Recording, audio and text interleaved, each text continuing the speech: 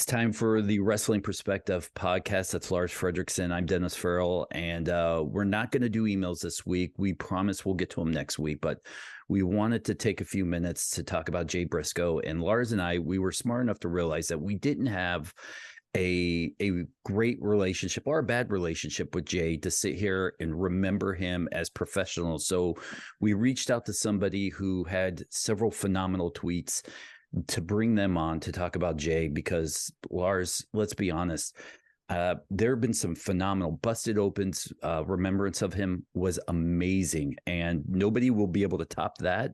But we wanted to do Jay right by talking to somebody who had a great relationship and just remember him that way today. No, absolutely. I think that Jay Briscoe and the Briscoe brothers, the impact that they've had on the sport of professional wrestling is insurmountable. I mean, it's like they are. I mean, what they were doing was, in my mind, in my opinion, was so ahead of its time.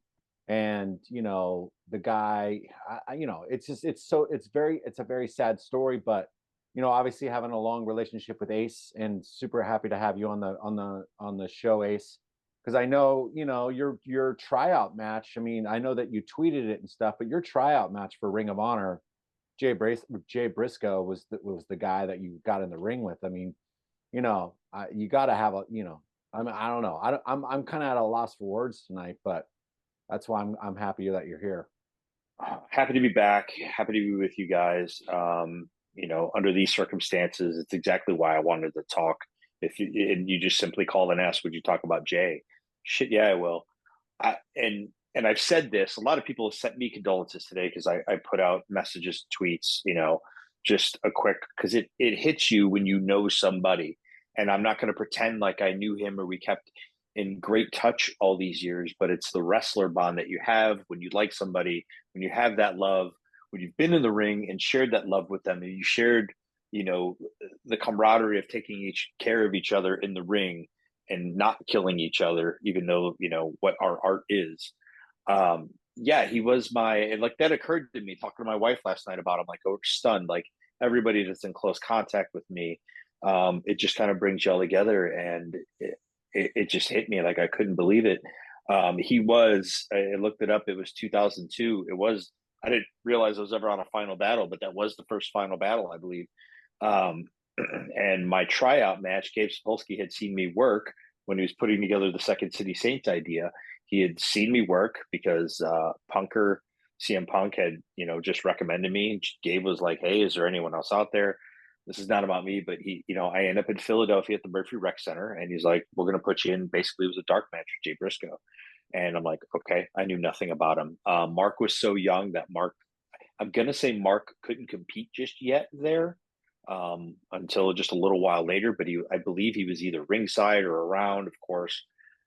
And I remember going in there, and I haven't watched the match. I'd have to dig it up. I'd have to find it somewhere, but I just remember having the showing that I needed. And that was, there was obviously give and take there. Like, I remember one thing specifically from the match where there was a spot in the corner where I think maybe I was shot in, and I stopped myself in the buckle with the foot and turned around, and we did the fuck knock, pardon my French, did the noggin knocker spot, and we headbutted each other because it was a time in the world where you just didn't fluff anything.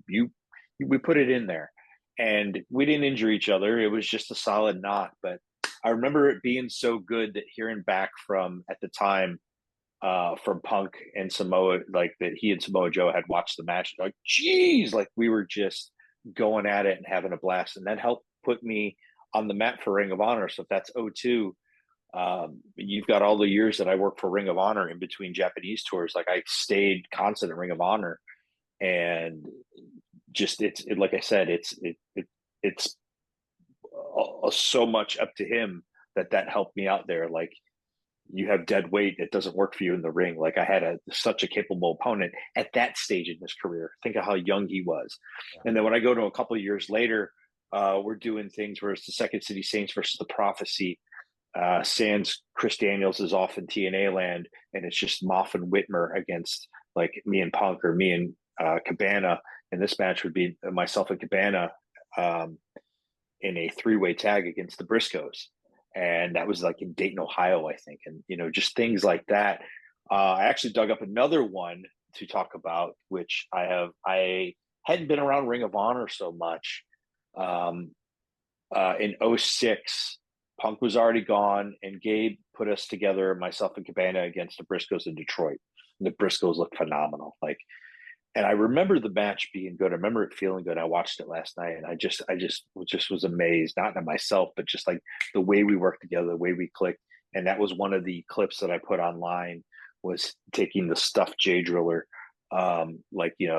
I trusted them 100%, and they were so good at what our art is.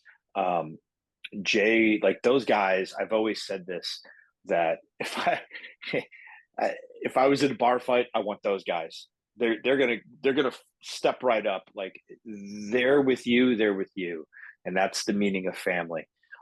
They just were always super respectful. I knew they were always family men. I knew they were hard workers. They'd go home to their families on the weekend. When I last saw them this past July at the Ring of Honor pay-per-view, when they wrestled FTR, I hadn't seen them in years, and I saw them both, and they were sitting there. And I'm producer man, so I've got on a collared shirt, I think probably that day, and my badge, and they were like, I was like, look at you guys. Like, I'm just taking back years. Like, hello, sir. I'm like, what's this sir bullshit? Give me a hug. And we just laughed, and it was so good to see them. Like, they remain the same guys. And when I see pictures of Jay with his family, and the ones that came out with I actually just liked yesterday morning, or it was like a day ago, a picture of him and his daughter just turned 12. And I mean, you'll hear it throughout. Everyone that talks about these guys, if they knew them just a little, to share the ring with them was pure bliss. It was exactly what you're looking for. If you're into the type of pro wrestling that we all love, which is, the sport of pro wrestling, innovative, always on the mark, your sports entertainment value with Mark's, the Kung Fu, just the mean look of Jay. I remember seeing just Jay after all these years and looking at it, I was like, man, that looks like they look like men, they always seem to look like men, even when they were 18, 20 years old. And I don't think you could say that for a lot of 18 and 20-year-olds a lot of the time, and I knew in his heart where his family was. And that was, it was at the forefront. That's everything they did was for his family. And to see the pictures throughout the day and things that come out, like, it's just heart wrenching for me. I feel for his family. I feel for his wife. Like, again, like I didn't talk to him about these things except like, how's the family type thing, like everything good. But I always knew that about them. And you always had that caring aspect of them. If when I look back, I want to smile about somebody. Is there a story while we're all feeling down that you can share with us that would bring a smile, a Jay Briscoe smile to everybody's face in this sad time? Not one in particular. I mean, just the fact when you see them, it's like you'd light up. Like, we shared locker rooms so much that you just light up when you see these people. Like, you just smile. Like, this business is unique in that, and I'm not sure Lars or Dennis, when you play sports or you play in a band, you play music, I don't know, nowadays it's a lot easier to get in touch with someone probably, but back in the day where we just had cell phones, texting was a thing but not really a thing. There's no social media to just blip someone a message, say, aha, like your video, like, how you doing, buddy? Just to see them each and every weekend, the giant hug they'd give you and the respect they give you and the smile on his face. Like, they just were always a crack up to me. They're always happy. There was never any trouble with these guys. Like, I've drank with them. We've been in bars after shows, just having a good old time, them getting loud, maybe having too much fun. And like, okay, we got to calm down. You're like, okay, whoops, we got carried away. You're like, not in a bad way, just loud and boisterous fun, just no particular story. I'm sorry, I don't exactly have one, but just seeing them this past July was hilarious. They called me sir. I was like, what the fuck are you calling me sir for? I'm like, oh man, but look at you. And I'm like, look at me what? Like, I'm still the same guy. I just got to call matches tonight, you know? Like, you guys, I was just so happy to see them. Like, I was excited to get to see them. Like, if more than probably anyone else that I had seen from like the Ring of Honor scene, to be around those three letters and like see them, just because they were synonymous with the heart and soul of what Ring of Honor was.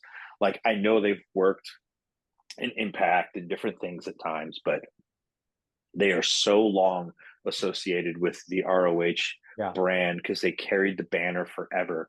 And through each and everything, like I looked up, I was just looking up through good old cagematch.net, like things and where we were. And I had seen that there's a night I did a promo with Dusty Rhodes when Dusty came in when Piper didn't, when the ROH hierarchy had changed over, and it was Jay Briscoe and Samoa Joe in a cage. Like, I'm like, I need to go back and watch that. Like, that's got to be phenomenal. You know, there's just so much stuff that I want to go back and review. You know, you get lost, especially doing things like, you know, like I do. I watch so much wrestling and so much content. Like, I need to go back and dip into that. I bet there's so many gems in that are forgotten, like, you know, certain spots, certain moves, like the innovation of what those guys do. I mean, I'm sure you'll see a bunch of J drillers lately, you know? Yeah, well, definitely probably one of the most innovative tag teams of the last couple decades. But Ace, I just want to say thanks from the bottom of my heart, taking time out of your day. You know, just really appreciate you coming on and sharing some memories about Mr. Jay Briscoe. And for all of us here at the Wrestling Perspective podcast, we're wishing the best to the Briscoe family. And, you know, and thanks again, Ace. Love you, pal. You're very welcome. Love you guys. And yeah, my best to Jay Briscoe's family and Mark and his wife and his children and the whole family. Well, listen, when we come back, Rocky Romero will be joining us, and we will get in some wrestling talk, and I promise the mood will come up a little bit. But once again, Ace, Lars said it best. Thank you for doing something as professional as Lars and I think we are. Thanks for doing something way more professional than we could do in this moment, and that's talk about Jay with the utmost education and respect. My pleasure. Thank you. Lars Fredrickson, there's only one man in this industry that can make me put on a button-up shirt for a podcast, and Daddy did it today. That's Rocky Romero. Rocky, welcome back. We missed you. We are the only people left that you have to talk to. I have no friends left. They've all left for tons of money. You went south, they went north. What the fuck, Rocky? I know. How do you not keep friends around? At some point, you're just going to have to join our podcast. We're doing everything we can to get you on. We've talked your friends into leaving you. You're all by yourself. I mean, you're like a sad 80s song sitting in front of us right now. Damn, man, Dennis, you really wow. Welcome home, baby. Welcome home. Gosh, do you remember when clipping was a penalty in the NFL? That was like fucking clipping, like a couple clipping. Right. That was like a personal foul. But you know, I figure when he gives people free tickets to wrestling shows, and then, you know, the one guy that has loved him the most, the longest, doesn't get free tickets. By the way, I would never have gone, but you know, I'm going to pretend for this bit that I'm upset. He gets a little shade, just a little. Well, you know what? Here's the thing: Rocky and I have a good relationship. You stole right now. From me. Yeah, well, I did, because I'm obviously way better looking, and I've always been a better friend. But Rocky, you're down in Mexico as we speak, wrestling for the CMLL, great old school promotion. I think it's the oldest promotion in Mexico, if I'm not correct. I think I am. I think it might be the oldest promotion in the world. I think it's the oldest promotion in the world. 90 years. It's the down south internet. Yeah. Did you guys hear me? I said it was a little bit. I said it's going to be 91 years that CMLL has been around. So I think they're the longest running promotion in the world. Yeah. Well, listen, I want to start the questioning off with Wrestle Kingdom. And I'll be honest, I am your quintessential American wrestling guy where I'll tune in for the Wrestling Kingdoms. I support what you guys do because you're a friend or was a friend of mine up until recently because of Lars. But all kidding aside, I don't know what the atmosphere is like around the event. And for me, and this may be a uneducated question, so feel free to educate me, but does it have like the WrestleMania-esque atmosphere around it where there's shows all weekend built around it, there's meet and greets and stuff like that? I really am enthralled with learning the atmosphere around the Wrestle Kingdom events. No, absolutely, absolutely. So yeah, it started as, being the only standalone show kind of during that week, and then there was like some MMA shows that started to, pop up in the like mid 2000s, late 2000s, right around the 31st of December or the 1st of January. So, but then we started to see like Noah added a big show, right, 2 or 3 days right before Wrestle Kingdom, with the headliner of, Nakamura versus Great Muta.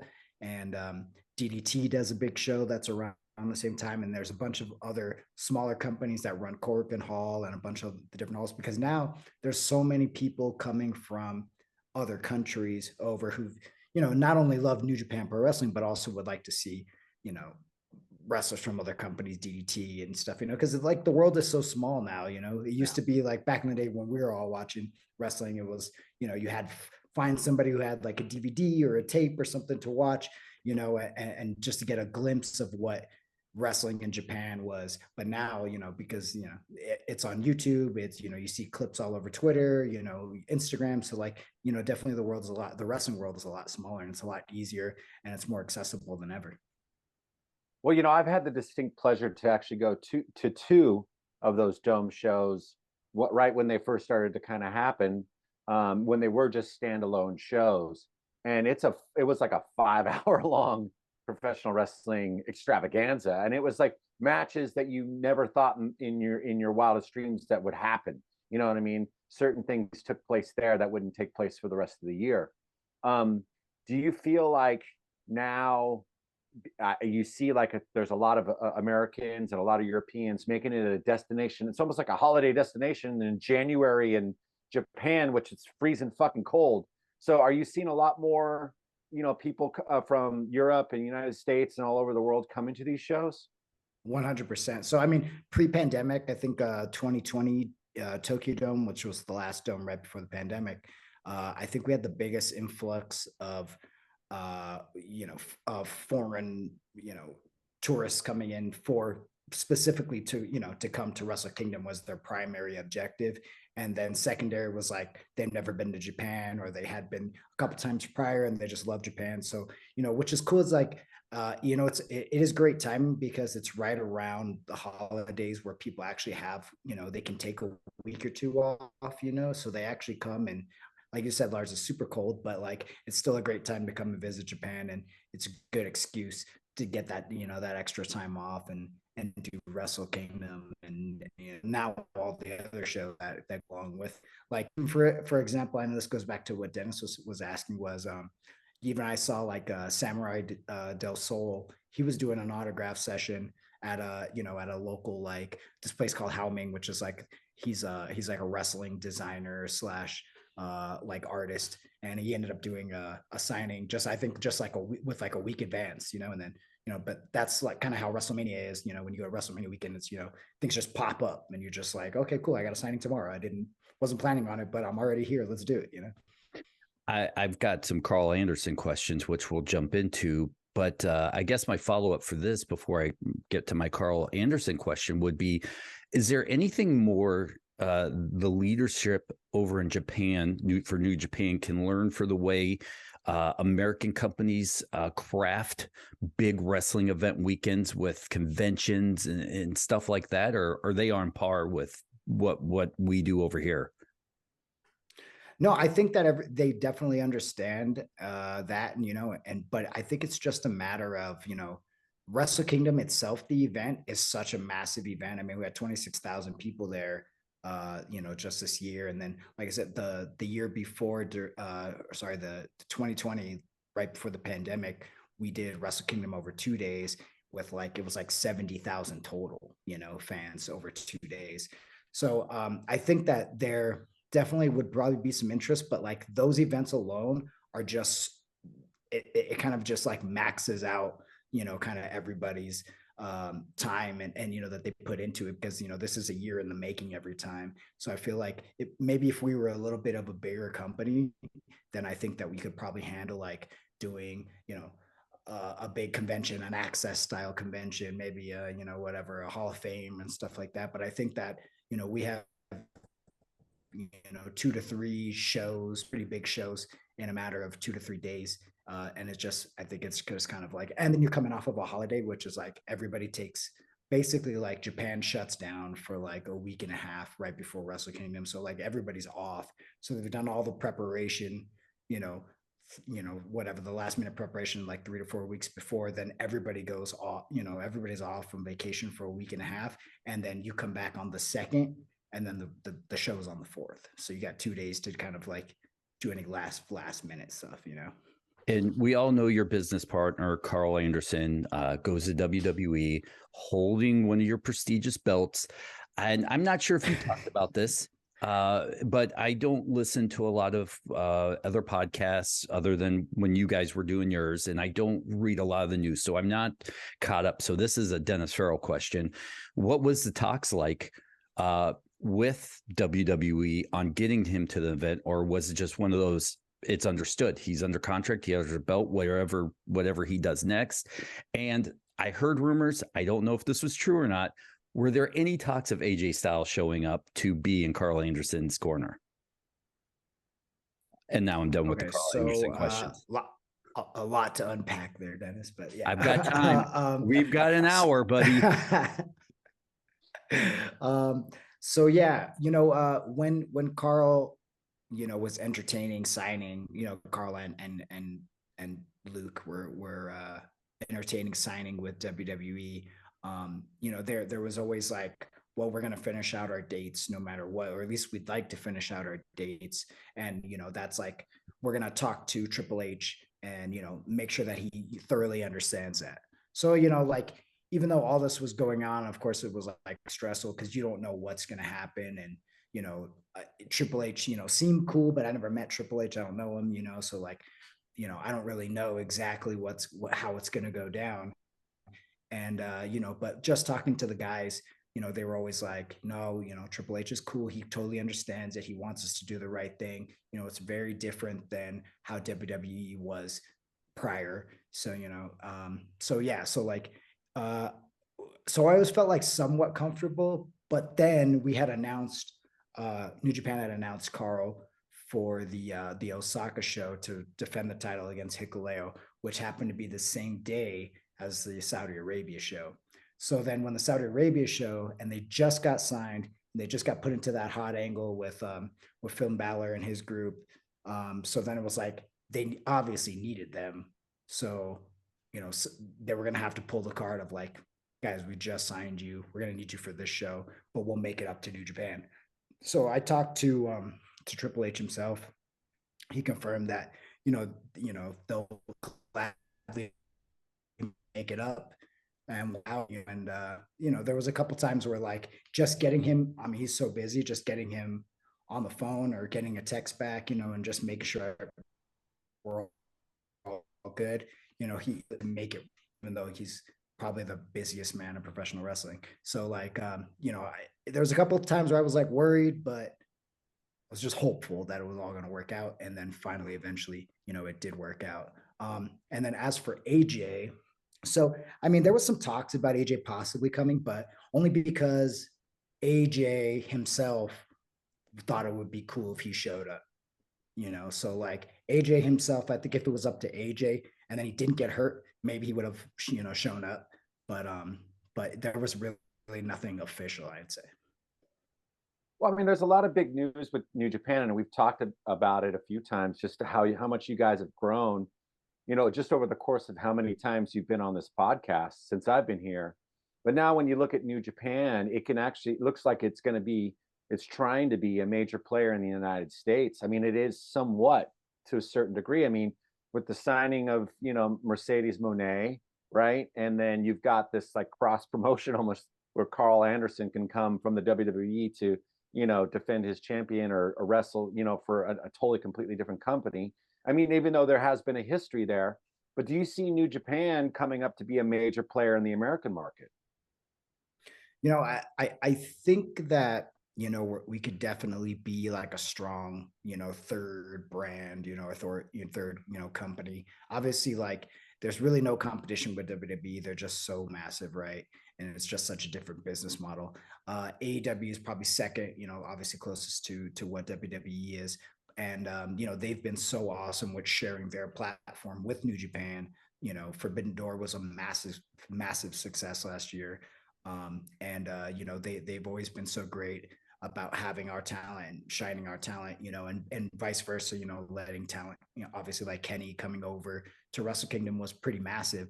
I mean, just the Wrestle Kingdom numbers this year, we have, the largest amount of subscribers we've ever had, more than, even Kenny versus Jericho, which was like obviously a big deal. And that was Jericho's first match outside of WWE in like 20 years. So that's just kind of the power, I think, of AEW as well, and kind of working with them. The relationship has been really, really strong. So yeah, and then the addition of Mercedes definitely helped that. Definitely helped that out a lot. Well, when you see a guy like Omega, I'm sorry to cut you off, Dennis, but like one of the things I do notice is when he's wrestling for New Japan, it's a different Kenny Omega. I mean, I don't know if it's because of the way the way the ship is run over in New Japan, or the difference is obviously AEW is a little bit more outlaw and loose, and maybe you've obviously been to both places and been to both locker rooms. Would you say it's more of a, I don't know, is it more, dare I say this word, professional in the New Japan sort of structure? I think Kenny just knows the audiences, right? Like he knows, and one of the best things, and one of the most important things I should say about storytelling is, is knowing your audience and how to play. Like Lars, you've been in so many successful bands. Like every audience is a little bit different, right? Like European audience is a little different than American audiences. Like you're not going to start your set the same way as you would maybe in North America as you would maybe Japan, because maybe they don't know you as well. You got to ease into it, or maybe you had one hit song that was really big over there that wasn't as big, in North America. So like I think that's just Kenny being aware of all that, mm-hmm. And obviously like his relationship with the fan base there is very different than his relationship with the fan base in North America. Like I would say, like in Japan, he's probably one of the most beloved professional wrestlers of all time, where he could do no wrong, maybe. I think there, where like in North America, everybody seems to have an opinion and they want to let everybody know about it. And what Kenny's doing today, it may not mean anything to Kenny now, but like somebody's got something to say about it. And I think maybe like that may be how he tweaks his performance. And also like the fact is, they're on TV every week, so they kind of have to keep it spicy, as opposed to like Kenny coming in and doing like a 1-time or 2-time deal in New Japan. That's like so different. Right. I want to take this interview back to you. And the last time we talked, you were just so busy podcasting, businesses, wrestling. Now it seems like you have a lot more time on your hands since your buddies left you. Are you guys concerned about the TalkNShop? Rubbing that in, Dennis. Well, that's what I do best when I'm hurt and jaded. You left me. I thought now that your time would be open up, we'd go do picnics in the park. We'd watch wrestling together. Call me no more. And I find out you and Lars are sharing ice creams and going to wrestling events February 18th in San Diego. Or no, San Jose. Yeah, sorry. Okay, that's two totally different parts of the state. Like a 400-mile difference. Right. San Jose is way more blue collar. It's about the size of the gap in my heart right now. Yeah, but it's actually, honestly, Dennis, like it's the perfect place for a company like New Japan. I think it's You know, it's it's going to be such a loaded show. Continue. I digress. But what about the TalkNShop brand? Because you've had the massively successful podcast, you have alcohol, you have, wrestling pay-per-views, at least 2 of them. What is that looking like as far as their return, WWE, your larger role in New Japan, AEW, and other companies? At this moment, it's just completely halted. We've just, we're not doing anything. We don't have no collaborations coming up or anything. But you never know. You never know. What'll happen. Obviously, like there's obviously some things that are being shaken up, but up in WWE right now, and I hope that nothing changes. For the guys, I want them to be super successful. They're 2 of my best friends in the world, and I want them to have very long careers in WWE for their family and for their sake. But yeah, you never know. I mean, even nice. Leadership role that Triple H has, maybe there is room for, collaborations with other people. So like, maybe there is a world where TalkNShop could, be co-branded by somebody who works for New Japan and 2 guys that work for WWE. I mean, I think it's, very possible. It seems like they're being, pretty lenient with what people do outside, as opposed to like a year ago or 2 years ago, or even 3 years ago. So, never say never. And yeah, maybe something will come up down the road. I would love to do a pay-per-view. I'd love to do another Talk and Mania pay-per-view. And it would be cool if there was a way to make that happen with those guys being a part of WWE. Obviously, we probably couldn't write it the same way that we would, when they weren't in WWE. But yeah, I think it could be awesome if there was some kind of involvement, or at least, even if they're just executive producers. I have the $1 million idea for you, Rocky. Remember the fake Diesel and fake Kane, or is that fake Diesel and Razor? Fake Razor. Yeah. Lars and I can be Karl Anderson, and that's right, the big LG. We could be the fake ones. Huh? There's something to that. I don't There's need that guy. I'd see. I don't need a TV dick though. Mine's just fine.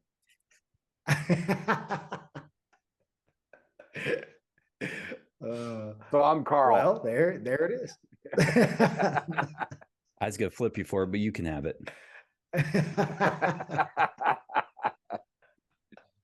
I think that's a genius idea, honestly, Dennis. I mean, I have to say. So what do you think, Rocky?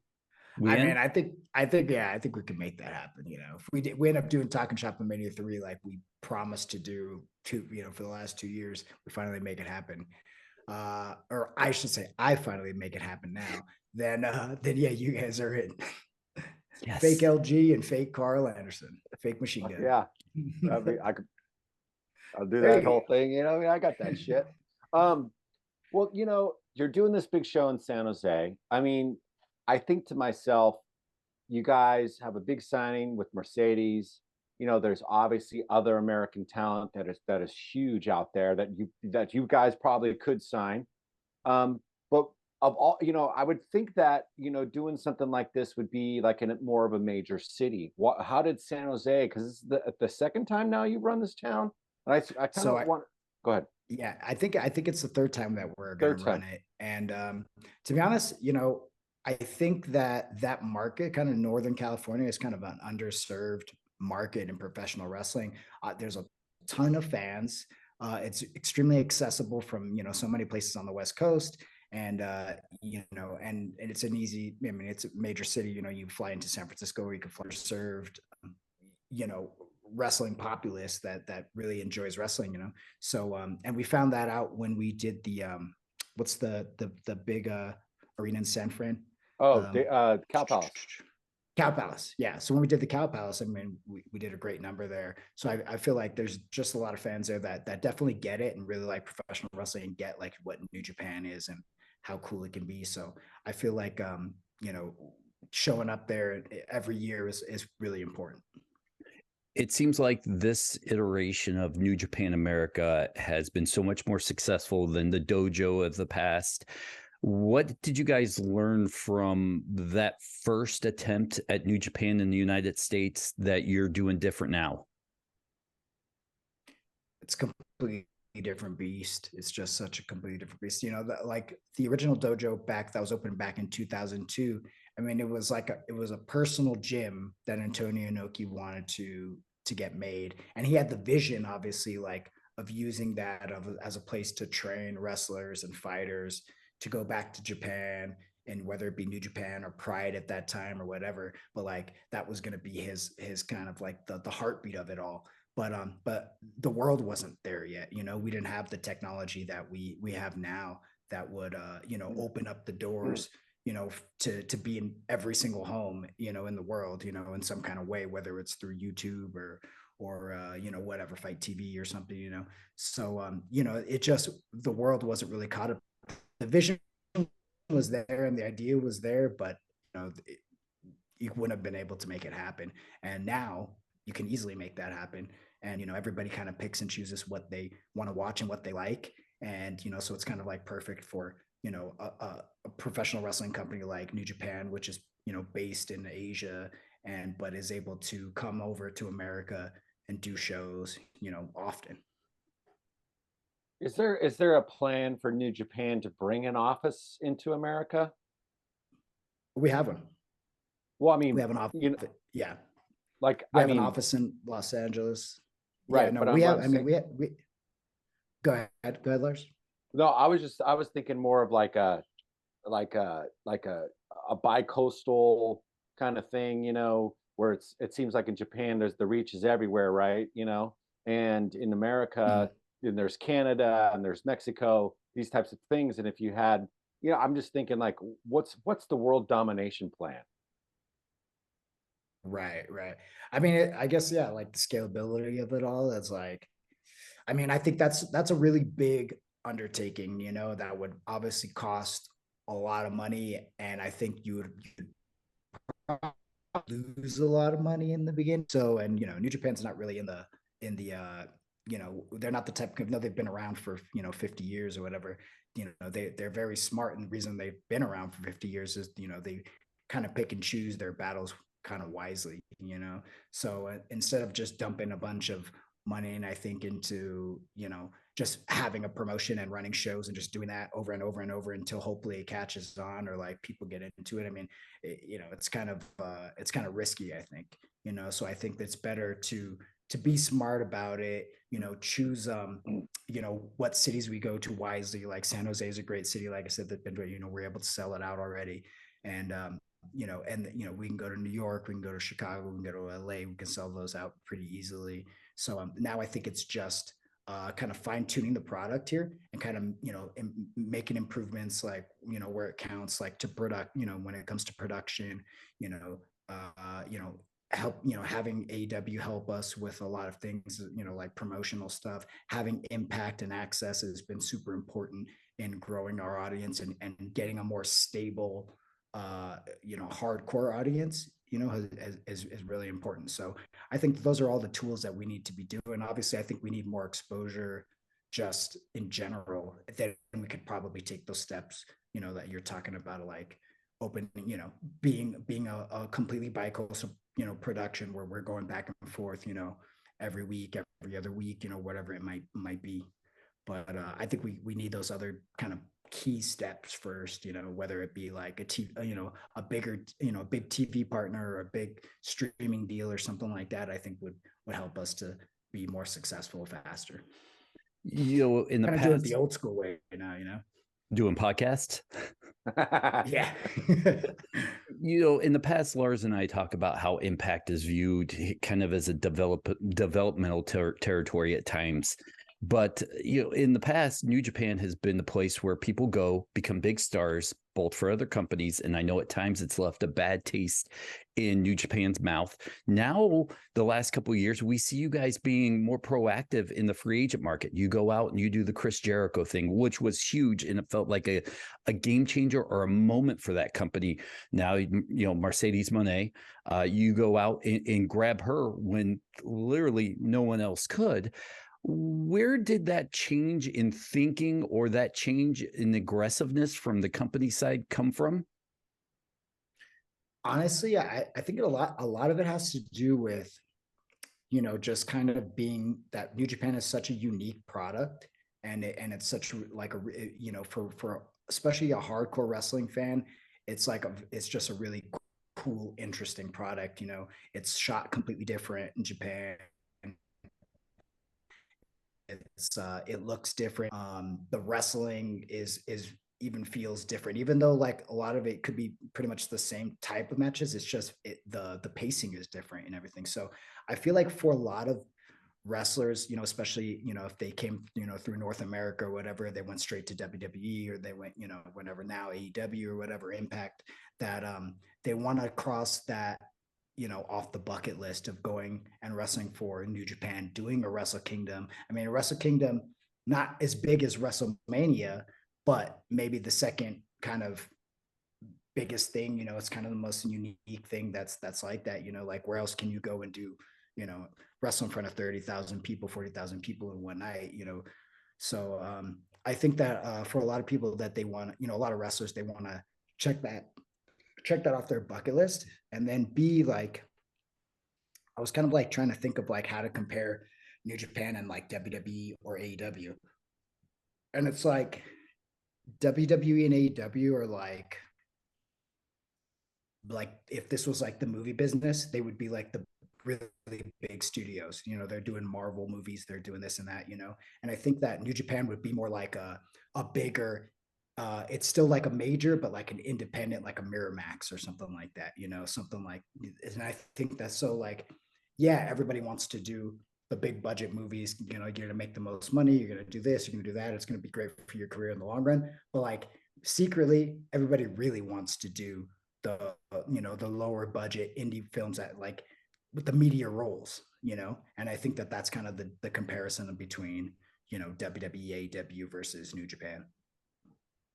Well, with your leadership role in the company New Japan, and being somewhat of a diplomat in a lot of ways, what I mean, because you handle so many different things. Number one, you're a great in-ring talent, obviously. Can't take that away from you, even though you don't have any friends left. I mean, obviously, me and Dennis are here to fill that gap.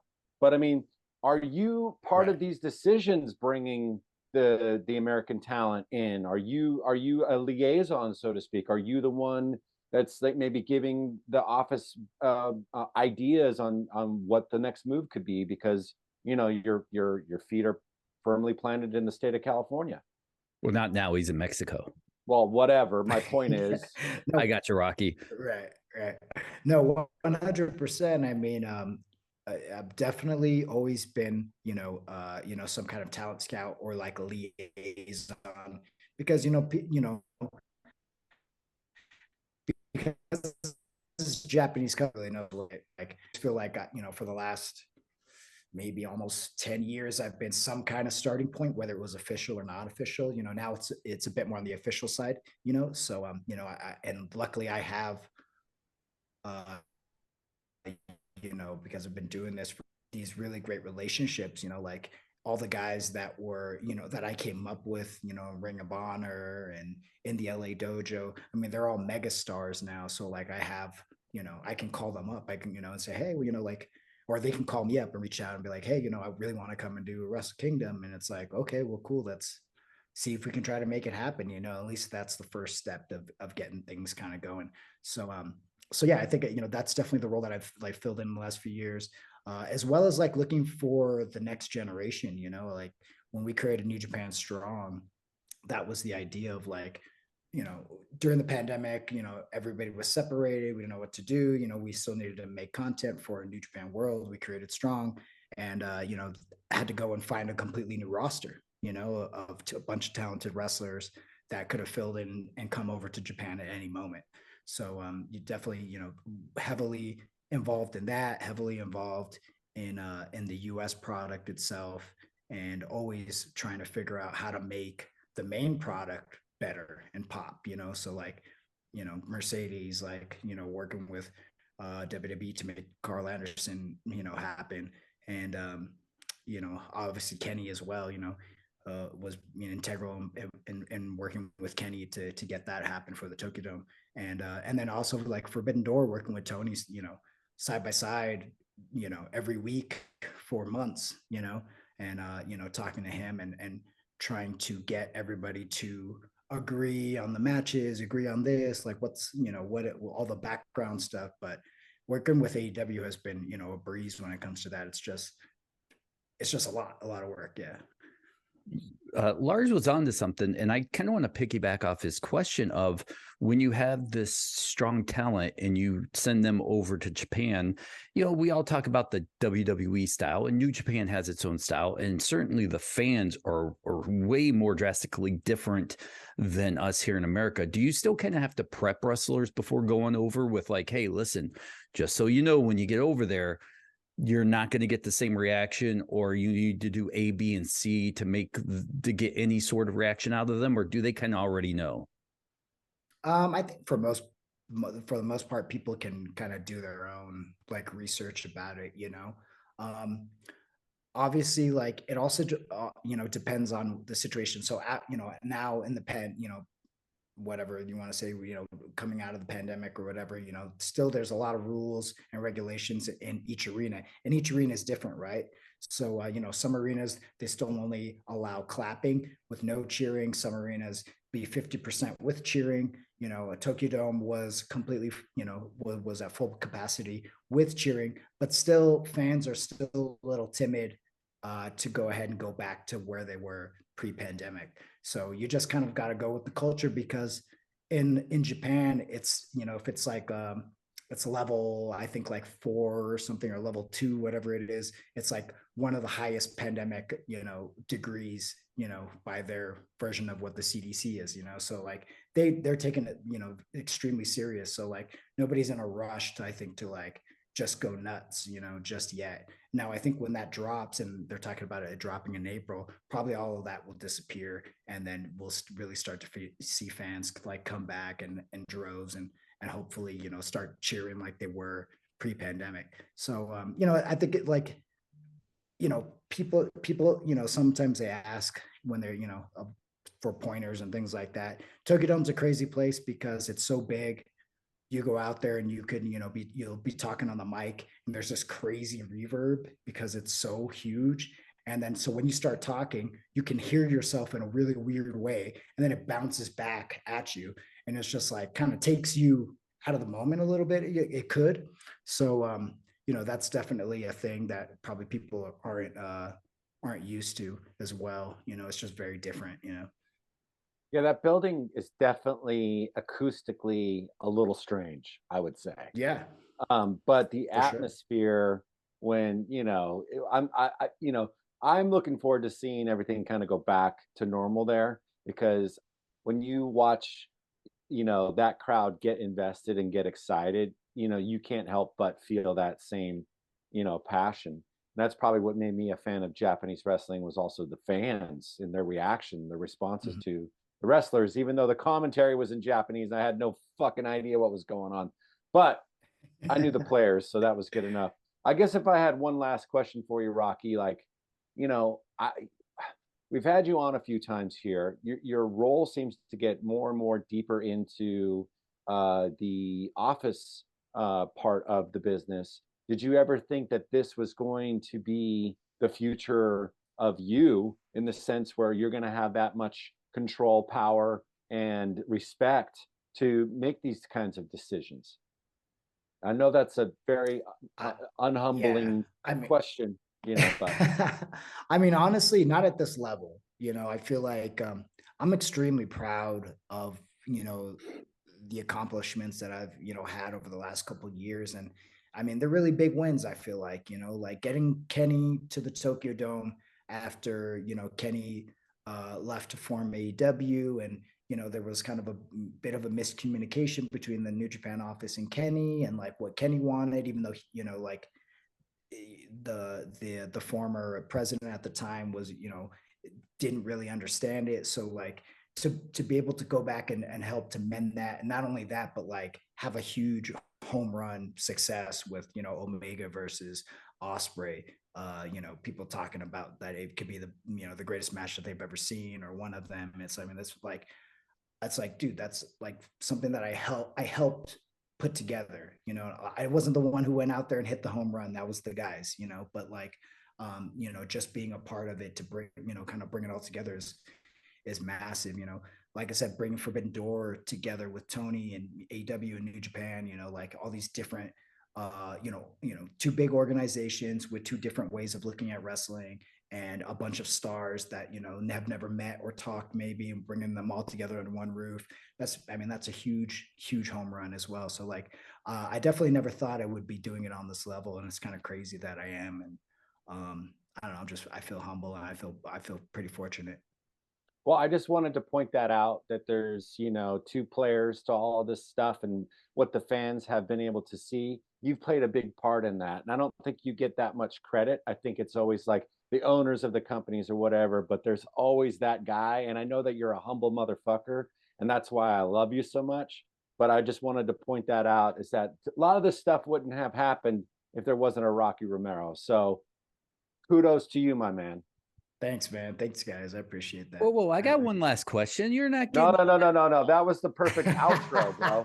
I'm already being boxed out. This was best friends here. Best friends. Tune in next week as Lars Fredrickson and Rocky Romero host the Wrestling Perspective podcast. I mean, listen, we're bumping Mickie James. Of course, she won her match. Lars and I text each other right afterwards, like, oh, we got played on our interview with the last rodeo.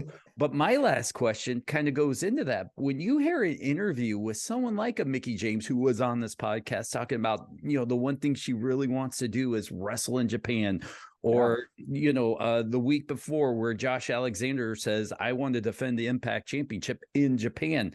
I know you see this stuff. You know what, Dennis, sorry to, but I know there's a few major wrestling stars who've never wrestled for a Japanese promotion that are there for the taking. So I'm just saying that. Go ahead, Dennis. Fake Karl Anderson and fake Big LD. What are you guys doing next January? Tokyo Dome, bro. but in all seriousness, I know you're kind of plugged in. You see the headlines. When you see these wrestlers talk about wrestling Japan, your mouth waters a little bit. Do you immediately, yell at someone to get you Mickie James's number and figure out how to get this thing going? And not Mickie James in particular, but I'm just right. So I think that both those names that you mentioned, Josh and Mickie, would be two amazing people to get over. And it's fortunate enough that they both work for Impact, and Impact is a New Japan partner. We are on the same cable station, Access TV, every Thursday night. Don't miss it. And I've been trying to figure out with Scott D'Amore of how we can do more things together with Impact. And Josh and Mickie are two names that constantly come up, because I think, Mickie, being the legend that she is, and having her come over to Japan and maybe working with some younger Stardom girls could be so sick. And Josh is, tailor-made for 100%. Japan. 100%. He's like the second coming of Kurt Angle, so I think he would really thrive there, working with a Tanahashi or some of the big name talent. So it just hasn't happened yet, but I feel like we're on the cusp of something like that happening. I have a question, but I'm going to ask it to you off here because I don't want to put you on the spot. That's how much I like you as a friend. So and it'll stay between us. But Rocky, thank you so much. Where can people find you? At Azukarock, AZUCARROC on Twitter and Instagram. You can also find me on CMLL. You can watch me on CMLL. You can watch me on New Japan Pro Wrestling. I occasionally will show up on AEW Dynamite and Rampage. I will occasionally show up on Impact Pro Wrestling. So I'm kind of all over the place. And like Lars said, I've kind of become the ambassador to New Japan Pro Wrestling kind of world. And I'm just honestly, I'm just living my best life. I'm totally living my best life. I've been able to make a bunch of relationships, get people over to Japan, bring some of the Japanese talent over to America to make it easier for people to see. And I don't know, man, I'm really loving what I'm doing. And I hope to have another great year of doing even more. Well, I mean, honestly, I just want to end it off with this. You kind of got Andre the Giant status, if you really think about it. Who was able to go from territory to territory to territory for different promotion to different promotion? I mean, there wasn't a lot of guys who were able to do that. And if you think about it, you've done like, I mean, I know it's a different world now, but you kind of sneak in, you know, and to hold, you know, the power and, you know, I don't know. It's pretty amazing to watch. And when the annals of history are written about this decade, I hope your name's on top of the list of somebody who made a change for the business for the better. So thanks again, Rocky. February 18th. Is there still tickets available? Is that sold out? There are no tickets available. I heard a small rumor that there could be just like maybe 100 or so tickets maybe put out. But I'm not even sure if those are really even available. I don't know how true that is. But the best way to watch it would be on Fight TV live February 18th. It's $19.99. It's super cheap. And you know, go on there, watch it. We're having some amazing production. You know, we're up in our production for this. You know, we just got told that the Japanese TV crew is going to come in to shoot it. Oh wow! So yeah, so it's gonna have the feel of a really big New Japan show, and you know, you're not gonna want to miss it. Mercedes Moné versus Kyrie for the IWGP Women's title. We know that there will be an IWGP World Heavyweight title defense between either Kazuchika Okada or Shingo Takagi. And what else we got? Oh, Switchblade Jay White versus Eddie Kingston. This is a long time coming for the people who watch New Japan Strong. We also have Homicide versus Tom Lawler in a filthy rules fight, which is like no ropes, no rules type of fight. We've got Bobby Fish versus David Finlay, Alex Coughlin versus JR Kratos, and a bunch more matches that'll be announced pretty soon. It's going to be a hell of a card. Rocky Romero, thank you so much for hanging out with us. For everybody at home, the show's over. We'll say our goodbyes off the air. Lars Fredrickson, UK tour coming up. Make sure you go check that out. Your Whatnot app, go over there. He's always auctioning off records. I still want to give you your comeuppance, okay? Listen, you're a famous wrestling podcaster, sometimes musician. When you get back into music, I want to let people know. All right, that's it. All right, so thank you, everybody. Wrestling Perspective. Have a good night. We'll see you later.